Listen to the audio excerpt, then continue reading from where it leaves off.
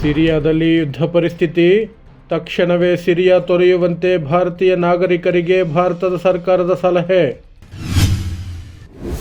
ಮಹಾರಾಷ್ಟ್ರ ಖಾತೆ ಹಂಚಿಕೆ ಬಿಕ್ಕಟ್ಟು, ಗೃಹ ಖಾತೆಗೆ ಪಟ್ಟು ಹಿಡಿದ ಏಕನಾಥ್ ಶಿಂದೆ, ಕಗ್ಗಂಟಾದ ಅಧಿಕಾರ ಹಂಚಿಕೆ.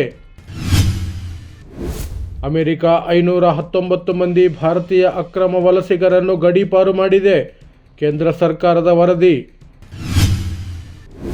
ಬಾಬರಿ ಮಸೀದಿ ಧ್ವಂಸ ಪ್ರಕರಣದ ಆರೋಪಿಗಳನ್ನು ಖುಲಾಸೆಗೊಳಿಸಿದ್ದ ನ್ಯಾಯಾಧೀಶರಿಗೆ ಉನ್ನತ ಹುದ್ದೆ ನೀಡಲಾಗಿದೆ, ಮಾಜಿ ಸುಪ್ರೀಂ ಕೋರ್ಟ್ ನ್ಯಾಯಮೂರ್ತಿ ನಾರಿಮನ್ ಆರೋಪ.